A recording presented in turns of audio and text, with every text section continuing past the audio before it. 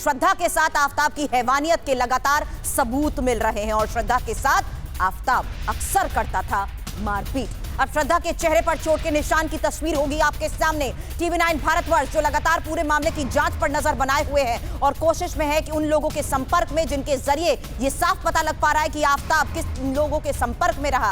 अब श्रद्धा के दोस्त ने मारपीट के निशान वाली तस्वीर भी की है शेयर और तस्वीर में श्रद्धा के गले और गाल पर चोट के ये निशान भी साफ नजर आ रहे हैं। अब श्रद्धा मर्डर केस को लेकर पुलिस की जांच तो चल रही है, लेकिन हैरानी इस बात की है कि मर्डर को अंजाम देने के बाद भी वो किस तरीके से सामान्य जिंदगी जीने की कोशिश कर रहा था, उसकी गतिविधियां क्या थी, क्या उसकी पूरी मूवमेंट थी। जांच का दायरा लगातार बढ़ता जा रहा है, दिल्ली से लेकर मुंबई तक और साथ ही हिमाचल और उत्तराखंड और गुरुग्राम में हो रही जांच के बाद तो बड़े खुलासे हो रहे हैं। ऑर्गेनिक फार्मिंग करेंगे तो सिर्फ आपकी ही सेहत ही नहीं बल्कि आपके पैसों की सेहत भी अच्छी रहेगी।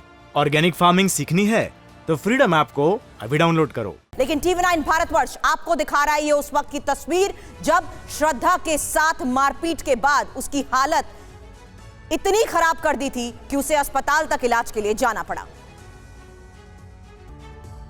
तो आफताब के मन में, उसके दिमाग में आखिरकार क्या चल रहा था, ये समझने के लिए एक्सपर्ट्स का बड़ा पैनल हमें ज्वाइन कर रहा है। आप देख सकते हैं स्टूडियो में डॉक्टर निशा खन्ना मेरे साथ जुड़ गई हैं, मेंटल हेल्थ केयर प्रोफेशनल है, कंसल्टेंट है। उनसे हम समझेंगे कि आखिरकार इस तरीके का बड़ा क्राइम जो आप अंजाम देते हैं उसमें क्या कुछ चल रहा होता है एक शख्स के दिमाग में। Doctor Kapil Kakkar behavioural expert है, कोलकाता से हमारे साथ जुड़ेंगे और इसके अलावा भी एक और खास मेहमान हमारे साथ जुड़ेंगे, उनसे आपका हम परिचय कराएंगे। लेकिन डॉक्टर निशा खन्ना चूंकि मेरे साथ इस वक्त स्टूडियो में मौजूद है, पहले डॉक्टर निशा सबसे पहले ये समझना चाहेंगे कि छोटा मोटा क्राइम नहीं है, बहुत बड़ा क्राइम है।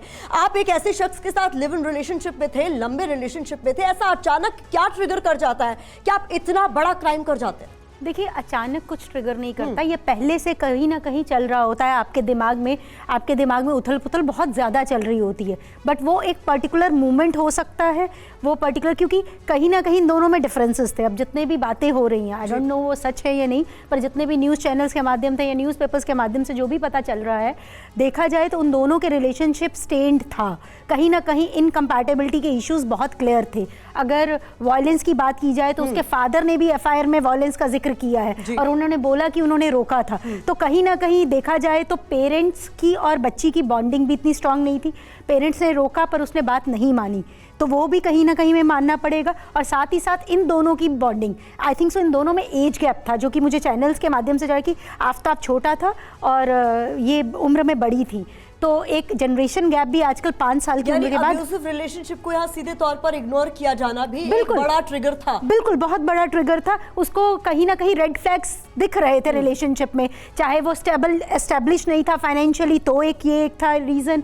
कहीं ना कहीं उन दोनों में फिजिकल फाइट्स हो रही थी, अगर वर्बल और एब्यूजिव फाइट्स हो रही थी, क्योंकि किसी फ्रेंड ने बताया है शायद चैनल्स के माध्यम से, जो मैंने देखा है, कि उनको फाइनेंशियल इश्यूज थे, वो जॉब करना चाह रही थी, तो उसने डिसीजंस घर वालों की मर्जी के बगैर लिया था। तो सपोर्ट सिस्टम, फिर वो बॉम्बे से दिल्ली आ गई क्योंकि बॉम्बे में कहीं उसका फ्रेंड सर्कल बन गया था एक नया सा। तो बहुत सारे रीजंस हैं, जिसे हम एक रीजन नहीं कह सकते, बट मुझे लग रहा है उसने रेड फ्लैग्स को नोटिस नहीं किया। क्या शायद वो उसे लग रहा होगा हो चुका है हर चीज को एनालाइज करते हुए ये समझना कि कोई आखिर ऐसा कर कैसे सकता है, और यही पुलिस भी जानने की कोशिश कर रही है। ऑर्गेनिक फार्मिंग करेंगे तो सिर्फ आपकी ही सेहत ही नहीं बल्कि आपके पैसों की सेहत भी अच्छी रहेगी। ऑर्गेनिक फार्मिंग सीखनी है तो फ्रीडम ऐप को अभी डाउनलोड करो।